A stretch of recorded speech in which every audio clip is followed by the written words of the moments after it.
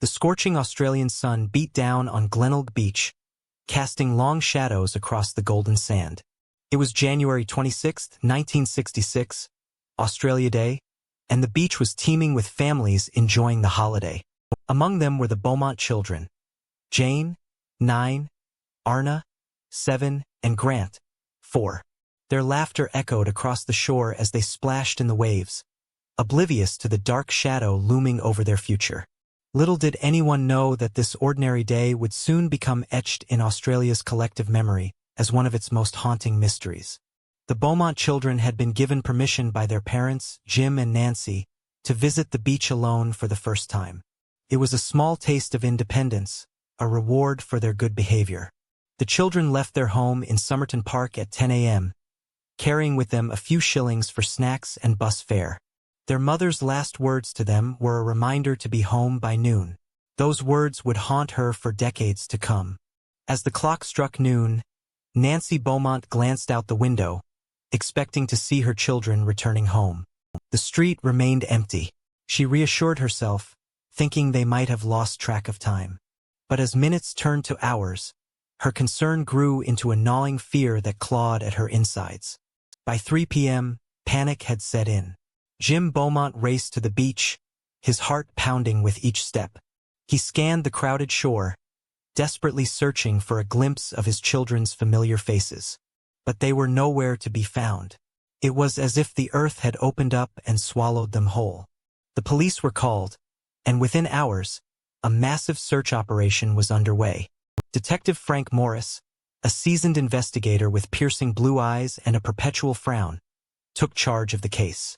As he stood on the beach, watching the sun dip below the horizon, he couldn't shake the feeling that this was no ordinary missing persons case.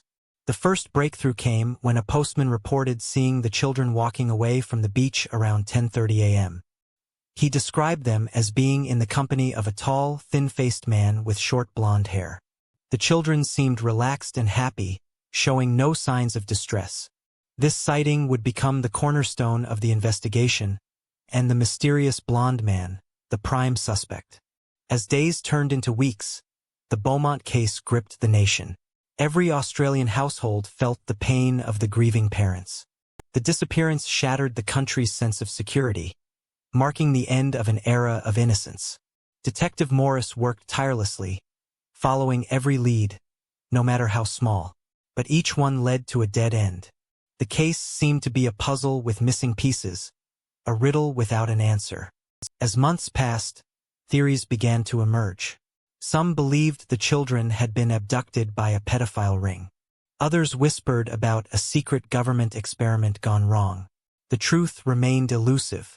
1 year after the disappearance, a woman came forward with a chilling account. She claimed to have seen the children at a house party in the nearby town of Glenelg. According to her, they were in the company of a man and a woman, both in their 30s. The children appeared drugged and unresponsive. When she tried to approach them, she was forcibly removed from the party. This new lead reignited the investigation. Detective Morris and his team combed through Glenelg, interviewing residents and searching properties. But once again, their efforts yielded nothing concrete. The witnesses' credibility was questioned, and the lead eventually fizzled out. As years went by, the case took its toll on Detective Morris. He became obsessed, his personal life crumbling under the weight of the unsolved mystery. He couldn't shake the image of those 3 innocent faces, frozen in time, forever young in the photographs that plastered the newspapers. In 1979, a new twist emerged. A man named Bevan Spencer von Einem was arrested for the murder of a young man in Adelaide. During the investigation, information surfaced linking von Einem to the Beaumont case. Witnesses claimed he had boasted about abducting 3 children from a beach years earlier. Detective Morris, now graying and weary, felt a glimmer of hope. Could this finally be the break they had been waiting for? But as he delved deeper into von Einem's past, the connection became tenuous at best. The man had an alibi for the day of the Beaumont disappearance, and no physical evidence linked him to the crime. Once again, the investigation hit a wall. The Beaumont children remained as elusive as ever. In 1990, a sensational development occurred. A man named Max McIntyre claimed his father, Jim, had confessed to killing the Beaumont children. According to Max, his father had accidentally hit the children with his car and, in a panic, buried their bodies at a farm in Stansbury. The police, led by an aging Detective Morris, descended on the farm, armed with excavators and cadaver dogs. For days, they dug tirelessly, hoping to finally bring closure to the case that had haunted Australia for decades. But as each shovelful of earth revealed nothing but more dirt, hope began to fade once more. The search was eventually called off. Max McIntyre's claims were discredited, and the Beaumont case slipped back into the realm of unsolved mysteries. As the years rolled on, the case continued to captivate the public imagination.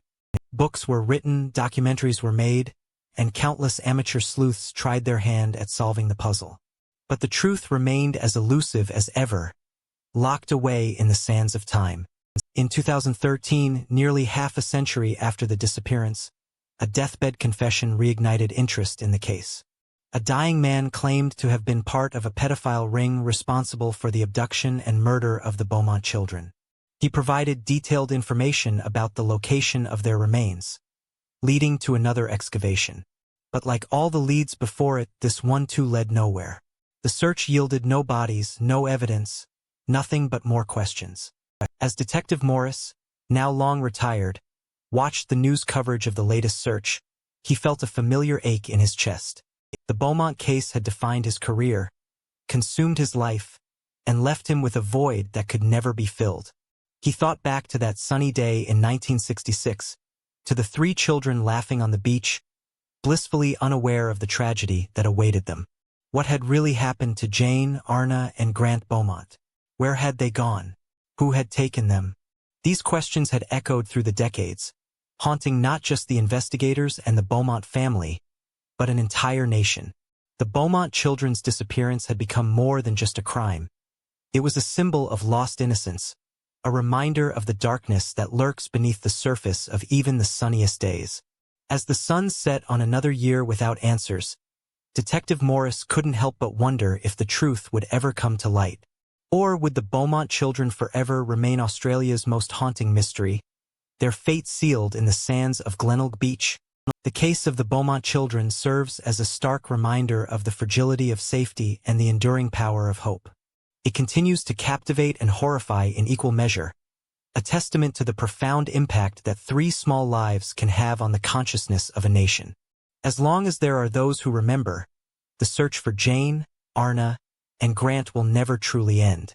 Their story is a poignant reminder that sometimes, the most enduring mysteries are those that remain unsolved.